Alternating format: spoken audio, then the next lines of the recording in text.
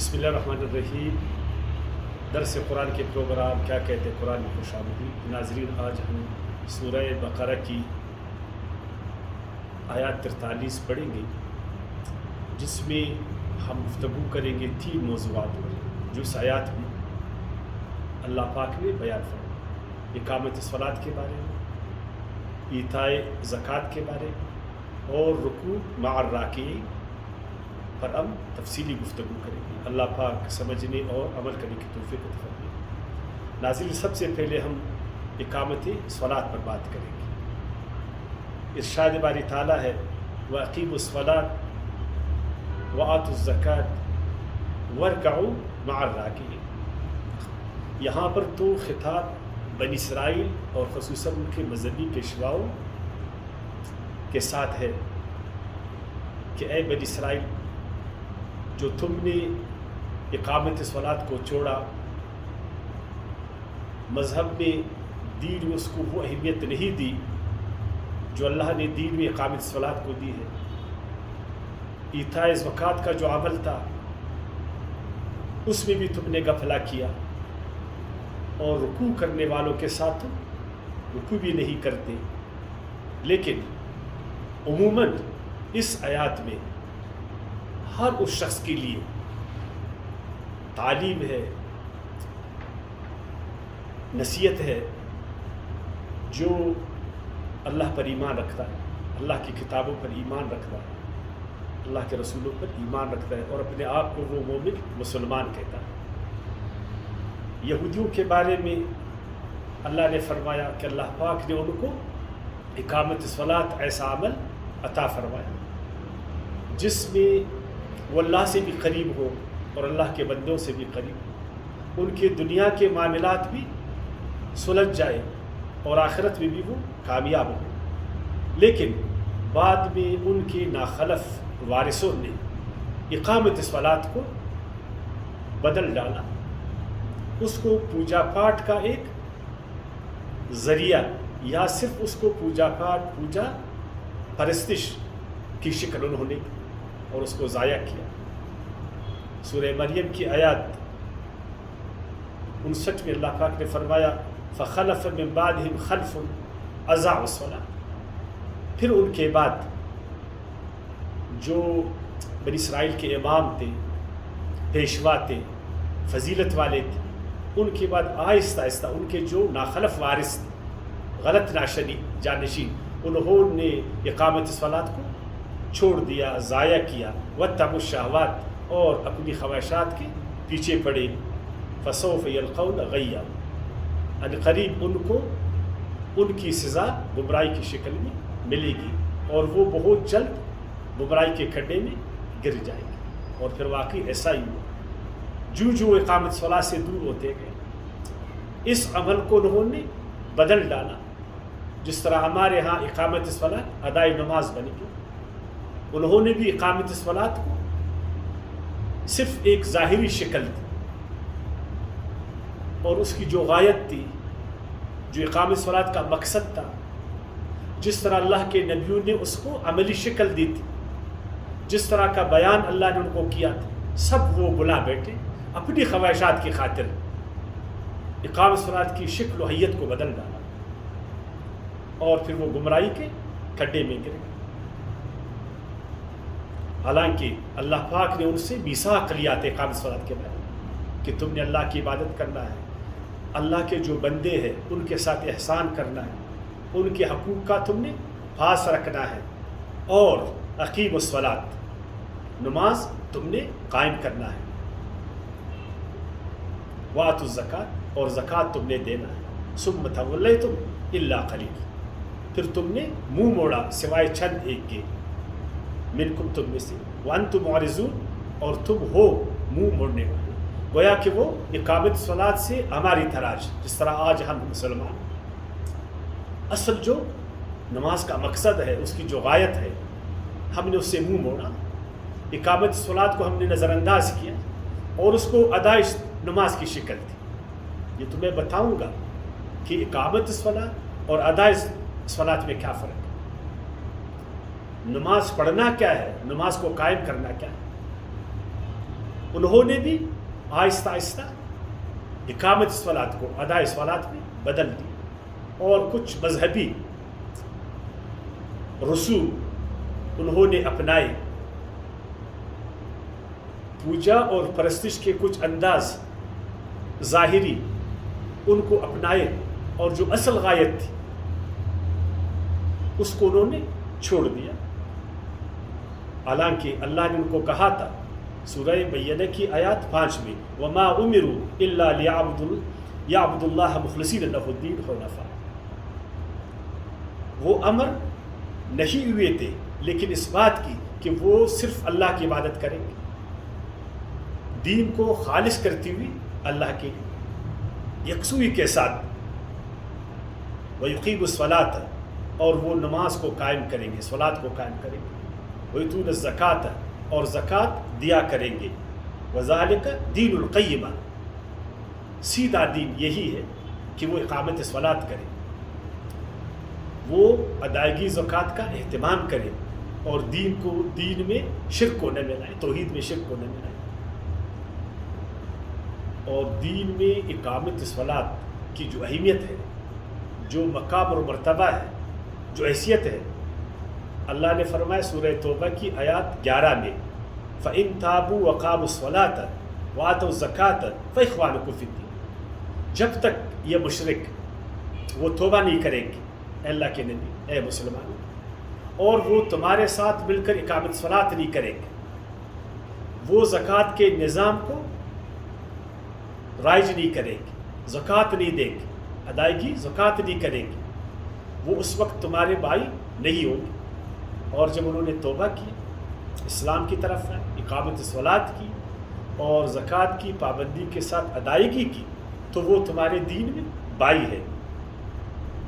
معلوم ہوا کہ جو دین اسلام میں جو اہمیت اقامت صلات کو دی گئی ہے، اس کے بارے میں اللہ نے فرمایا کہ جب تک یہ مشرک لوگ یہ نماز کی اقامت نہیں کریں گے وہ تمہارے بھائی نہیں بن جائیں گے، کیونکہ اسلامی معاشرے میں خصوصاً میں نوجوانوں سے گزارش کروں گا کہ وہ قرآن کو غور سے پڑھ لیں کہ ایک اسلامی معاشرے میں صدار کس طرح پیدا ہو، ایک اسلامی معاشرہ ترقی اور خوشحالی کی طرف کس طرح بڑھے، اس میں ترقی اور خوشحالی کس طرح تھی اور اس میں استحکام کیسا تھا۔ اسلامی معاشرے میں عدل و انصاف، احسان، اخوت، ہمدردی، بھائی چارگی، احترام، نظم و ضبط، اجتماعیت، یہ سب اقامت صلات کے ذریعے سے آتا۔ کیا حالت ہے آج مسلمانوں کی؟ تمام عالم اسلام میں خصوصاً ہمارے یہاں آپ دیکھیں، کوئی ڈسپلن ہے، کوئی ہمدردی ہے، کوئی خیر خواہی ہے، کوئی اخوت ہے، ہمارا معاشرہ مستحکم ہے، کوئی خوشحالی اور ترقی ہے، یا ایک بھیڑ ہے صرف؟ ہر طرف سماجی بحران ہے، تمام شعبوں میں، سماج کے تمام شعبوں میں ہم بحران کے شکار ہیں، اس کے باوجود کہ ہم سب نماز ادا کرتے ہیں، ہم نماز پڑھتے ہیں۔ یہ کیسی نماز ہے جو ہم میں ربط پیدا نہیں کرتی، ہم میں نظم و ضبط پیدا کرنے نہیں کرتی، ہمیں بھائی بھائی نہیں بناتا، اور ہمارے سماج کو بحرانوں سے نہیں نکالتا۔ معلوم ہوا کہ یہ نماز وہ نماز نہیں ہے جو اللہ نے قرآن میں ہمیں بتایا، جو سرکار دو جہان نے اس کو عملی شکل مدینے میں، حالانکہ نبی سے فرمایا تھا بخاری مسلم، اس میں 2 احادیث کہ مسلمان آپس میں ایک عمارت کے مانند، اینٹوں کے مانند، ایک اینٹ دوسرے اینٹ کے لیے باعث تقویت ہے، اسی طرح مومن کے لیے باعث تقویت ہے، اور یہ تقویت، یہ سارا کچھ نماز کے ذریعے سے ایمان والوں کو حاصل ہو۔ اور ایک حدیث میں آپ صلی اللہ علیہ وسلم نے فرمایا کہ ایمان والے جو ہیں اپنی محبتوں میں، اپنی نرم دلیوں میں، مہربانیوں میں ایک جسم کے مانند، جس طرح ایک جسم میں ایک عضو بیمار ہو جائے تو پورا جسم تڑپ جاتا ہے، اس کو بخار لگتا ہے، اسی طرح ایک مومن اگر وہ خدا نخواستہ معاشرے میں تکلیف میں ہے، پریشانی میں ہے، دکھ میں، تو تمام عالم اسلام پریشان، تمام عالم اسلام دکھی۔ اگر ایک ملک پریشان ہے مسلمانوں کا، تمام اسلامی ممالک پریشان۔ اگر ایک گروہ پریشان ہے مسلمانوں کا تو تمام گروہ مسلمانوں کے وہ پریشان۔ لیکن یہ اس وقت ممکن ہے کہ ہم اقامت صلاۃ کریں، اداء صلاۃ سے نہیں۔ آج ہم اداء صلاۃ کر رہے ہیں، ایک طبقہ بھوک سے مر رہے اور دوسرے طبقے کے اوپر جو بھی نہیں لکھتے، ایک پریشان ہے اور دوسرا جو ہے نا خوشحالی میں حیران ہے۔ اللہ نے فرمایا کہ نماز کے ذریعے سے تم بائی بائی ہو، یہ نماز اقامت صلاۃ یہ تم کو بائی بائی بنا دے گا۔ اور یہ اللہ پاک نے فرمایا جب مسلمانوں کو کہیں طاقت ملے، قوت ملے، وہ سب سے پہلا کام اقامت صلاۃ کا کرتے، وہ نماز کو قائم کرتے۔ جب آپ صلی اللہ علیہ وسلم کو مدینے میں قوت حاصل ہوئی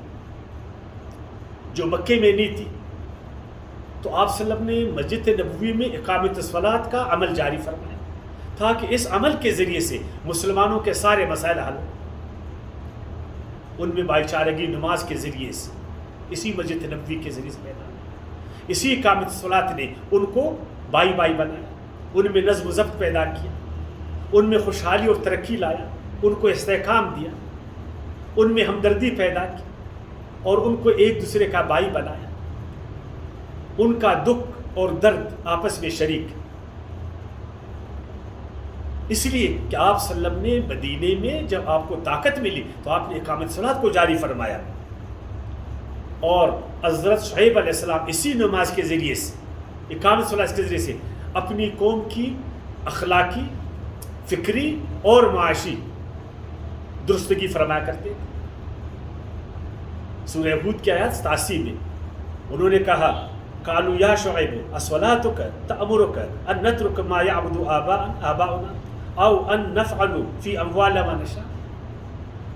اے شعیب، یہ کس طرح کی تمہاری نماز ہے جو ہمیں روکتی ہے شرک سے، اور یہ کہ ہم اپنے مالی معاملات میں اپنی منمانی نہ کریں۔ تو معلوم ہوا کہ شعیب علیہ السلام نماز کے ذریعے سے ان کا تزکیہ فرماتے تھے، ان کا اصلاح کرتے تھے، ان کو ایک مالی نظم و ضبط دیتے تھے۔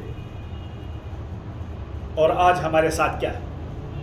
اقامت کا تو مطلب یہ کہ اس نظم کو آپ مضبوط کر دیں، یہی تو بنیاد اقامت دین کا۔ جب تک اقامت صلاۃ نہیں ہے اس وقت اقامت دین نہیں ہے۔ اسی کے ذریعے سے تو دین مضبوط ہوتا ہے، اسلامی معاشرے استحکام اس کو ملتا ہے، وہ اسٹیبل ہو جاتا ہے۔ اقامت کا مطلب بھی ہے ایک چیز کو سیدھے طور پر مضبوطی کے ساتھ کھڑا کرنا، مضبوط کرنا اس کو، یہی ہے، یہی اقامت صلاۃ اسلامی معاشرے کی استواری کے لیے انتہائی اہم ذریعہ۔ کیا ہماری مسجدوں میں آج، خصوصاً میں نوجوانوں سے کہتا ہوں، ہماری مسجدوں میں اقامت صلاۃ ہو رہا ہے یا صرف اداء صلاۃ؟ بس ایک پریکٹس ہم کر رہے ہیں، ایک رسم ہے جس کو ہم بجا لا رہے ہیں۔ ہم نے نماز کو ایک پوجا اور پرستش کی حد تک جو ہے نا سمجھا، آگے اس کی غایت اور مقصد کو ہم نے نہیں جانا۔ آئیے مسلمانوں، قرآن کے ذریعے سے، سنت رسول کے ذریعے سے ہم اقامت صلاۃ اور اداء صلاۃ میں فرق کریں۔ کیوں اللہ پاک نے بنی اسرائیل کو کہا کہ اے بنی اسرائیل، اگر تم اس بربادی سے نکلنا چاہتے ہو، ذلت سے نکل چاہتے ہو، تو اقامت صلاۃ کو اپنا۔ آج قرآن ہمیں بھی یہی درس دیتا ہے کہ اے مسلمانوں، اگر تم چاہتے ہو کہ اس زوال سے تم نکلو، اس افراتفری سے تم نکلو، اس سماجی اور معاشی بحران سے تم نکلو، اس فکری بحران سے تم نکلو، اس کا حل یہ ہے کہ تم اداء صلاۃ کی بجائے اقامت صلاۃ کرو، اور جا کر سمجھو اقامت صلاۃ، سوال کرو علماء کرام سے،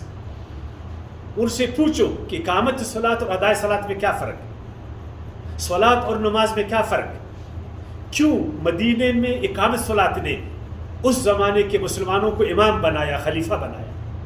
استحکام دی، ان کو بائی بنائے، حاج ہماری نمازیں کیوں ہمیں لڑا رہے آپس میں، کیوں ہمارے اتحاد اور اتفاق کو پارا پارا کیا، کیوں ہمیں کمزور کیا، کیوں ہمیں زوال کا شکار کیا، کیوں ہمیں فرقوں میں بانٹا؟ وما علینا الا البلاغ۔